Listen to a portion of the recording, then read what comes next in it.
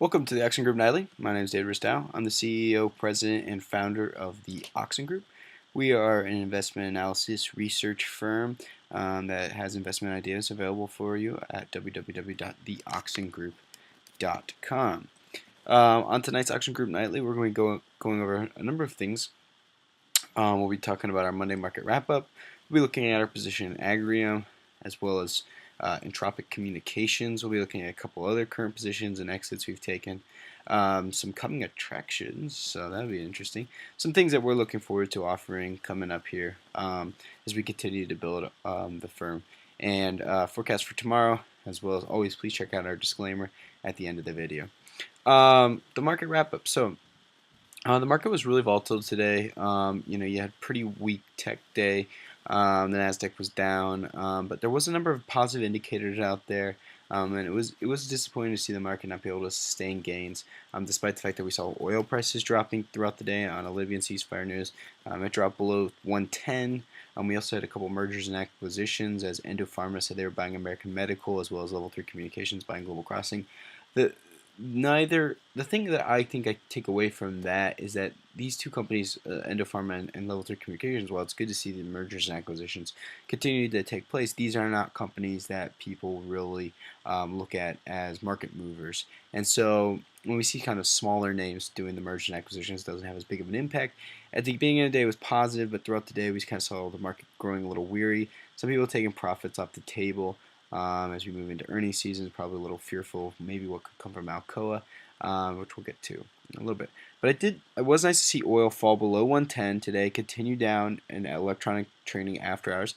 This chart is courtesy of CNBC.com, and the thing that we like to see is that this dip here happened here. Now the problem is it's a lot of it's based on the Libyan ceasefire and possibly, and then the other reason that the drop was from the Goldman Sachs coming out and saying that they're going to basically reposition one of their energy funds away from oil because of they've made so many gains on oil.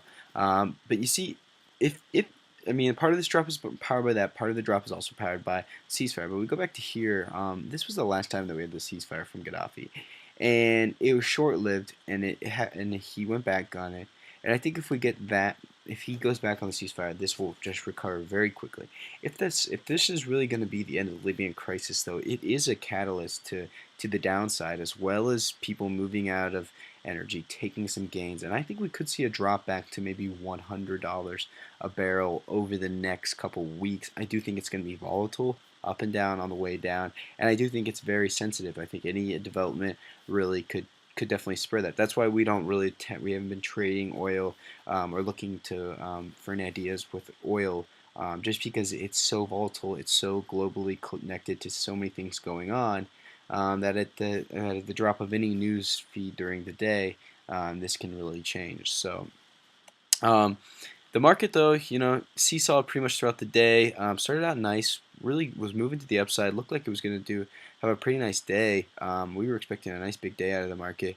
Positioned ourselves in a couple positions based on that fact. And then we saw the market just drop. Just the bottom fell out, gained some support, dropped again, got back to basically neutral on the day. And we ended the day, with some gains, with one position at a loss and then neutral in a couple positions. So, I think, there wasn't a key moment where you could say that triggered the sell-off. I think you've got people taking positions off based on worry of earnings. You have people taking positions off, weary of oil prices going back up. But overall, there wasn't a whole lot to really say this is why we should buy past the earnings, past the oil trade. And I think that was short-lived. And I think you just have the market really just still unsure, not sure where to go. There's a lot of speculation. You read a lot of these blogs and a lot of feeds and stuff out there, and a lot of people are saying, "Oh, the market's overvalued. The market's overvalued." I just don't see it. I mean, I know we're up. I mean, obviously compared to where we were, but you look at the valuations of a lot of these companies, and there's not a lot of overvaluation. I mean, there are a lot of companies out there that are trading at lower PE ratios than they were. a month ago that there are a lot of companies trading at low PE ratios going into earnings that are going to see significant earnings increases. And overall, I really think that the market is definitely, it's not, it has not really found its direction yet, and I still don't think that the market is moving with a lot of volume and a lot of, like a very distinct direction. I think it's very much just flat right now, very range bound, and I really think that we need some really solid earnings trades to get this market going, some really solid earnings reports to get this market going, and I think that we're going to get them. I think that people are going to be surprised by some of the things. I think we overemphasize some of the Japanese crisis, and I think that the market is not really realizing how good some of these earnings from some of these companies in different sectors are going to be. One of those companies that we really like is Agrium. This is a agricultural nutrients developer and marketing company, and they've had a very nice quarter. They're looking to increase earnings per share by over 9,000%. They're the largest EPS grower on our radar. And we saw the position today at a pretty good buying level and average into position at just above 92. It did have a weak day from there on out. It has dropped for about 6 straight sessions, but I do think that the end is in sight as the stock really hit a very nice support level. It broke through a couple of moving averages today, but finally settled at the final, basically point where we were like, okay, if it breaks through this support level, then we're just going to take our loss, and this thing could be in free fall for a little bit. But it is one of our top 5 picks for earnings season, and that's because it has an incredible value and incredible growth story. I mean, we picked up the stock here today, up here, and if before today, this channel line was this. They basically said that the stock broke through this channel today on FinViz, and they readjusted this blue line to down to here. I do not think that this stock is going to drop from here to here to fill all the way down here. It gained support at this gap right here, and it's at a very inflection point right now. If we have a bad day tomorrow, if we have some weakness in materials tomorrow or agricultural sector, this stock's going to break through, and it may be in a pretty significant free fall, and we'll be looking to pick it back up again around 87, 86 level, and we'll take a 2% stop loss and move on. However, this is a very good support level. It bounced off this support level, gained support at the end of the day. If we can get the market to go in tomorrow, I think we can really see some buying action come into the stock.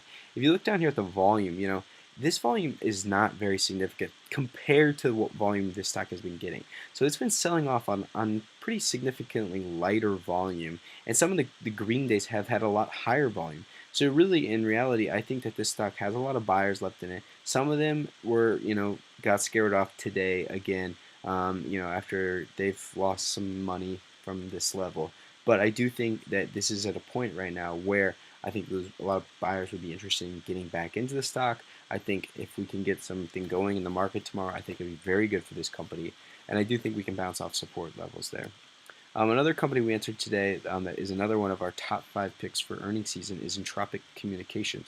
Excuse me, I'm mistaken. Agrium, I said was top 5 pick. It's a top 5 of our large cap picks for this earnings season. One of our top picks for earnings season is Entropic Communications. It's our top small cap pick for the season. This is a company that's looking to significantly grow their earnings per share and is connected throughout the tech sector. Their valuation is very low, and tech has been a weaker component, and a lot of people say, well, the valuation is very low on tech, but it's very low across the board, and it's just simply that their valuations on tech have just dropped a lot, and a lot of people are saying it's going to be a weak quarter for tech. But Entropic Communications is a tech company that's is not very diversified, excuse me, to Japan, and we like them because we think it's a tech company that's kind of gone under the radar, is not connected to Japan, and is right at a nice support level that it's popped off of. You see this channel, it's popped off it before, had a nice gain, hit it again today, and we're looking for it to pop up off it again moving into earnings season. And you can see the volume has not been very significant in it as of late, and we're hoping that if we can get a good day, we can get something going in tech.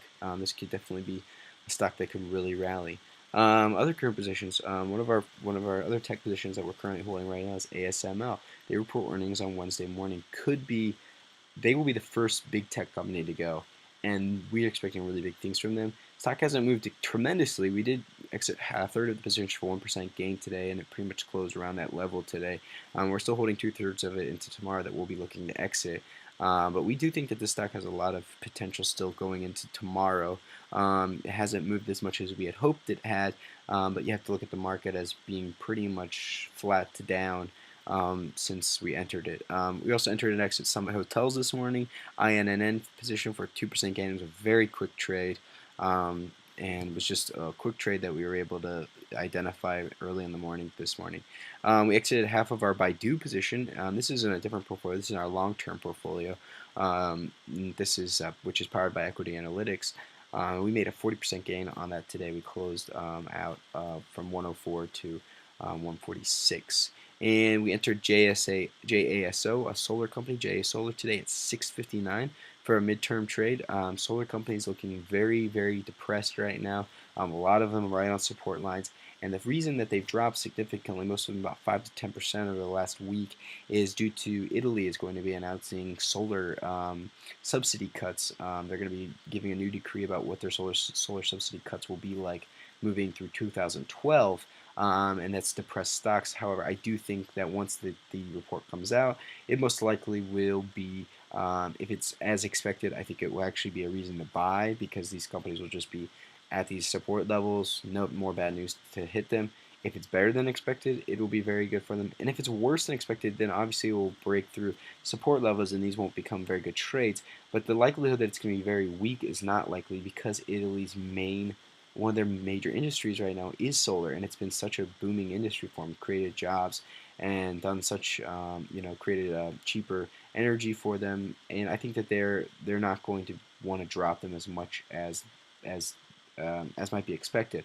The same thing happened in Germany. Germany, there was talks, oh, we're going to cut the solar subsidies, we're going to cut the solar subsidies. And it was more just positioning rather than reality, because in reality, Germany doesn't want to cut those solar subsidies because of how profitable and how much of a great industry that it's been for their economy. And I think the same is true in Italy.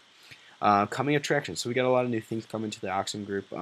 If you haven't checked this out before, please do at www.theoxengroup.com. But some of the things we've got, we're going to have a textile and apparel industry report coming from our equity analytics research portion of the firm coming out very soon. We're looking at 2 new riders actually. This is very exciting. We're looking at a new options trader as well as a momentum trader to add to the mix that will be able to give you different trading ideas and different perspective on the market that will add to our already robust lineup.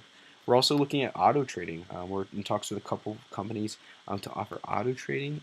This will be, so basically you can set us up with a firm, another firm, and that firm will basically actionize all of our positions along with your account, so you can be right there with us, with our entries, with our exits, so you can take advantage of what kind of our 100% plus gains that we've had over the last 2 years and our over 20% gains we've already had this year.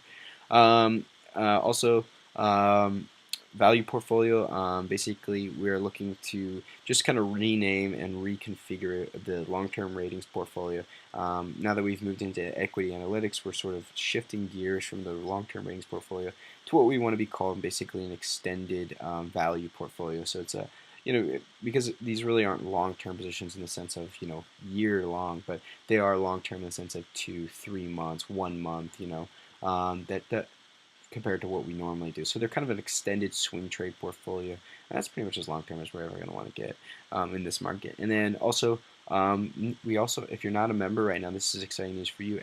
We're also going to we're instilling a 48-hour rule where basically stories that we've written are going to become available to you after 48 hours to the public that are for our premium and basic members. This won't make it as timely because most of our articles are very time sensitive. So if you're not a member, you won't be able to see the time sensitive sort of aspect of these articles.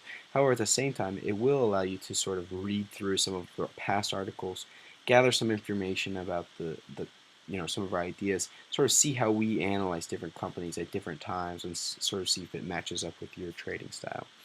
For tomorrow, Alcoa earnings came out pretty much flat. Does not look like it will have a large impact on the market. However, the after hours trading was up about 1% last time I checked. Major earnings are still on for the week, and I do think they represent buying opportunities. I think Google, JPM, Bank of America, ASML all present buying opportunities, and I do think that you need